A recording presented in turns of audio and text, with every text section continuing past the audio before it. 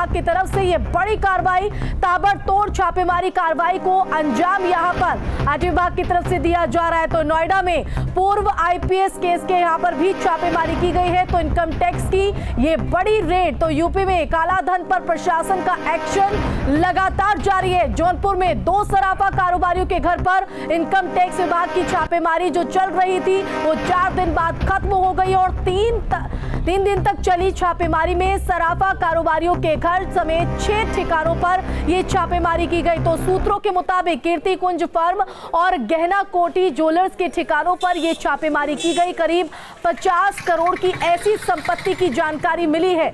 तो नोएडा में भी 4 दिन तक पूर्व आईपीएस के ठिकानों पर इनकम टैक्स की रेड हुई, जिसमें बेसमेंट में बने लॉकर से 9 करोड़ की नकदी बरामद हुई। बताया जा रहा है कि पूर्व आईपीएस के ठिकानों पर 6 से ज्यादा लॉकर है जिनकी जांच चल रही है। तो 4 दिन तक लगातार जो कार्रवाई है वो चल रही थी। जौनपुर में 2 सराफा कारोबारियों के घर पर भी चल रही इनकम टैक्स विभाग की जो छापेमारी है वो खत्म हो गई है। 3 दिन तक ये छापेमारी चली, चौथे दिन इस कार्रवाई को खत्म किया गया। तो छापेमारी में सराफा कारोबारियों के घर समेत 6 ठिकानों पर छापेमारी हुई। सूत्रों की माने तो कीर्ति कुंज फर्म और गहना कोठी ज्वेलर्स के ठिकानों पर छापेमारी में करीब 50 करोड़ की ऐसी संपत्ति की जानकारी मिली है जिसका सराफा कारोबारियों के पास कोई रिकॉर्ड नहीं है। जी हां, 50 करोड़ की ऐसी संपत्ति है। दस्तावेज भी खंगाले गए लेकिन कोई रिकॉर्ड यहां पर नहीं मिला। जमीन, कंस्ट्रक्शन और मैरिज लॉन से 10 जो है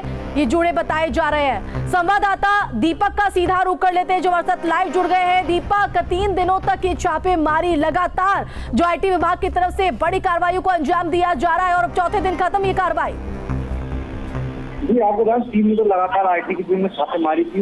लगातार 18 घंटे आईटी की टीम 6 ठिकानों पर लगातार छापेमारी की, जिसमें आय से अधिक संपत्ति का मामला सामने है, जिसमें 50 करोड़ से ज्यादा संपत्ति का मामला सामने है, जिसमें ये इन पैसों का उपयोग जो जमीन खरीदने और जो बड़े बड़े जनपद में मैरिज लॉन बनाए गए हैं उनमें इन पैसों को इन्वेस्ट किया गया है।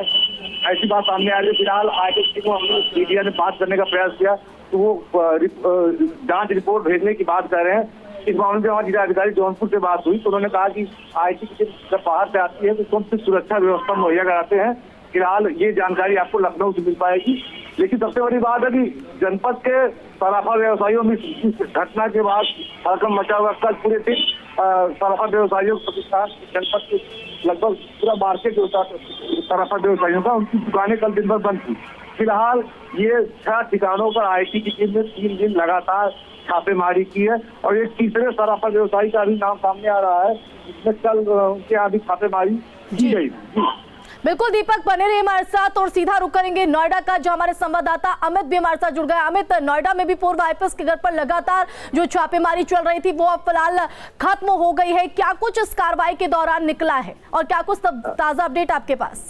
देखिए, इनकम टैक्स विभाग ने 4 दिन तक लगातार छापेमारी की और बीती रात ये छापेमारी की कार्रवाई बंद की गई और लॉकर्स के अंदर जो लॉकर काटे गए थे उन लॉकर्स के अंदर करीब 9 करोड़ रुपए के आसपास का कैश मिला है और 2 करोड़ के आसपास की जो ज्वेलरी है वो मिलने की सूत्र जानकारी दे रहे हैं।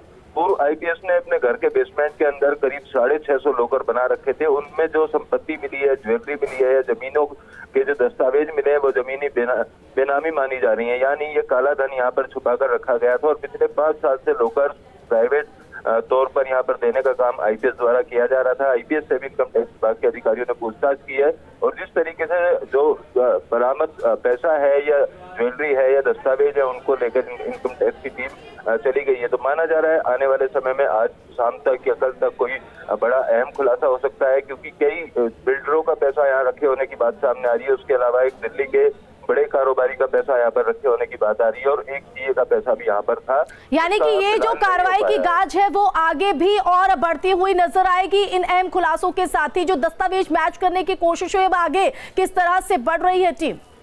देखिए, इनकम टैक्स विभाग के सूत्रों की अगर माने तो जो भी दस्तावेज, पैसे, ज्वेलरी यहाँ से मिले हैं उनका मिलान किया जा रहा है और वो जांच अभी भी जारी है। जिन लोगों के नाम सामने आए हैं, जिनको ये लॉकर दिए गए थे किराए पर, उन लोगों से पूछताछ की जाएगी और अगर वो स्पष्ट तौर पर ये साबित नहीं कर पाते हैं कि ये पैसा 1 नंबर का है तो जरूर कार्रवाई आने वाले समय में देखी जाएगी। और माना यही जा रहा है कि इनकम टैक्स विभाग जल्द ही एक प्रेस विज्ञप्ति जारी कर सकता है या प्रेस कॉन्फ्रेंस जारी कर सकता है, क्योंकि गाजियाबाद से जोड़कर भी पूरी छापेमारी को देखा जा रहा है। वहाँ एक संपत्ति की जांच को लेकर इनकम टैक्स विभाग ने छापा मारा था, जिसके बाद ये जानकारी मिली कि नोएडा में इस तरीके से प्राइवेट लॉकर बनाकर यहाँ संपत्ति रखी जा रही है। तो उसके बाद छापेमारी की कार्रवाई 4 दिन तक चली और अभी भी जांच जारी है इनकम टैक्स विभाग के अधिकारियों। बहुत शुक्रिया अमित और दीपक आपका जुड़ने के लिए, तमाम जानकारी दर्शकों तक पहुंचाने के लिए। तो 3 दिन लगातार ये बड़ी कार्रवाई यहाँ पर चली, काले धन पर एक्शन में जो है विभाग नजर आ रहा है। कई करोड़ की संपत्ति ऐसी मिली है जो बेनामी संपत्ति है और ऐसे माना जा रहा है कि इस कार्रवाई के बाद और नामों का खुलासा भी हो सकता है।